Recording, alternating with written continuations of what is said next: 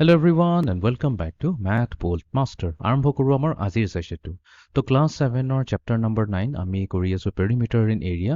আমি already last ভিডিঅটোত কথা পাতিলো এটা যে প্যাৰালোগ্ৰাম যদি দিয়া থাকে তাৰ এৰিয়াটো কেনেকৈ ক্যালকুলেট কৰি উলোৱা হয়। তো তাৰ সিম্পল ফৰ্মুলাটো আছে তাৰ বেছৰ লেংথটো ল'ব লাগিব আৰু প্যাৰালোগ্ৰামটোৰ যোনটো হাইট হৈছে সেই হাইটটোৰ লগত আমি যদি মাল্টিপ্লাই কৰি দিও সেই বেছৰ লেংথটো তেতিয়া আমি কি পাই যাম আমাৰ প্যাৰালোগ্ৰামটোৰ এৰিয়াটো আমি ইজিলি পাই যাম।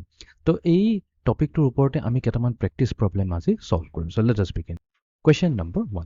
So এই কুৱেশ্যনটোত সুধিছে look at the image below. তো ইয়াতে এটা ইমেজ দিছে তো ডেফিনেটলি এইটো কি এটা প্যাৰালোগ্ৰাম হয়। এই প্যাৰালোগ্ৰামটোৰ ওপৰৰ লেংথটো দিয়া আছে ওপৰৰ মানে ওপৰৰ সাইডৰ লেংথ এইটো সাইডৰ লেংথটো দিয়া আছে 14 আৰু এইটো দিয়া আছে 12 ঠিক আছে আৰু ইয়াৰ যোনটো হাইট হৈছে সেইটো হৈছে 10 এইটো হাইট অফ দ্য প্যাৰালোগ্ৰাম। এতিয়া মাতিছে what is the area of the parallelogram? এতিয়া এৰিয়া কেনেকা ওলায় তো এৰিয়া ওলাবৰ কাৰণে আমাক কি লাগে লেংথ লাগে। এটা কাৰ লেংথ লাগে এইটো কিন্তু মনত ৰাখিবা বেছৰ লেংথ লাগিব মাল্টিপ্লাই টু হাইটটো লাগিব ঠিক আছে হাইট লাগিব।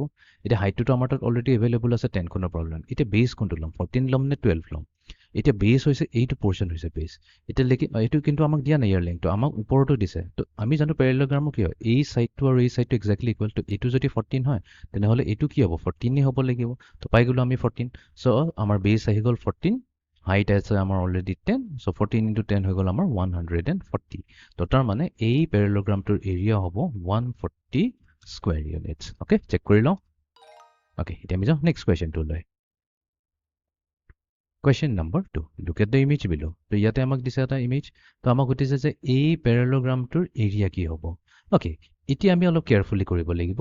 এতিয়া অল্টিটিউডটো যোনটো যে অল্টিটিউডটো সদায় কি হয় সিলিঙৰ পৰা ফ্লোৰলৈকে হয় তাৰমানে এইটো ডায়াগ্ৰামটো একচুৱেলি উল্টা কৰি দিয়া আছে। তাক যদি আমি অলপ এনেকাকৈ আঁকি লওঁ ঠিক আছে এইটো এনেকাকৈ ৰোটেট কৰি দিছোঁ যেনিবা আমি যদি ইয়াক ৰোটেট কৰি লওঁ ফিগাৰটো বেয়া হৈ গ'ল লওঁ দেন ইয়াক আমি ৰোটেট কৰি দিছোঁ। এতিয়া কি হৈ যাব এই অল্টিটিউডটো যোনটো হয় সেইটো দিয়া আছে 5 তো এই অল্টিটিউডটো হৈছে 5 আৰু তলৰ এইটো কি হৈ যাব এই 3 টো এইখিনিত আহি যাব এইটোৱে হৈ যাব আমাৰ 3 আমি বেছটো পাই গলো। এতিয়া 5.3 আমাক দৰকাৰেই নাই আমাক খালি বেছ লাগে আৰু কি লাগে অল্টিটিউড লাগে। সো 5 into 3 কৰিলে আমি কি পাই যাম 15 পাই যাম। তো 15 হৈ যাব আমাৰ এই প্যাৰালোগ্ৰামটোৰ এৰিয়া। আমি ইয়াতে লিখিম 15। ওকে নেক্সট কুৱেশ্যন এগেইন এবাৰ আকৌ আমি উল্টা কৰি ল'ম উল্টা কৰি পেলাই ড্ৰ কৰি ল'ম যদি কনফিউজন থাকে সদায় উল্টা কৰি ড্ৰ কৰি ল'বা ঠিক আছে। তো এইটো যদি আমি উল্টা কৰি দিওঁ তেনেহলে আমাৰ প্যাৰালোগ্ৰামটো ঠিক এনেকা ধৰণৰ হ'ব দেখাত ঠিক আছে। তো ইয়াৰ এই যোনটো বেছ হ'ব বেছ হৈ যাব 6 এণ্ড দেন অল্টিটিউডটো দিয়া আছে অলৰেডি অল্টিটিউডটো দিয়া আছে এইটো হৈছে অল্টিটিউড ভালকৈ আঁকি লওঁ এইটো হৈ গৈছে আমাৰ অল্টিটিউড।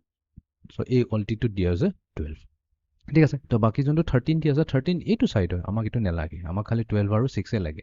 তো আমি ইয়াৰ এৰিয়া ওলাই ল'ব পাৰিম। তো এৰিয়া হৈ যাব আমাৰ equals to 12 multiplied to 6 12 times 6 হৈ যায় আমাৰ 72।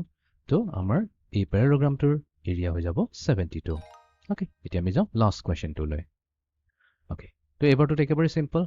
তো ইয়াৰ এৰিয়া কি হ'ব তো এৰিয়া আমাৰ এৰিয়াৰ কাৰণে আমাক অল্টিটিউড লাগে আছে 4 এতিয়া বেছটো দিয়া নাই এইটোহে হয় বেছ। এতিয়া বেছ কি হ'ব এতিয়া আমি জানো যে এই সাইড আৰু এই side exactly same to same হয় বিকজ প্যাৰালোগ্ৰাম মানে হৈছে প্যাৰালেল।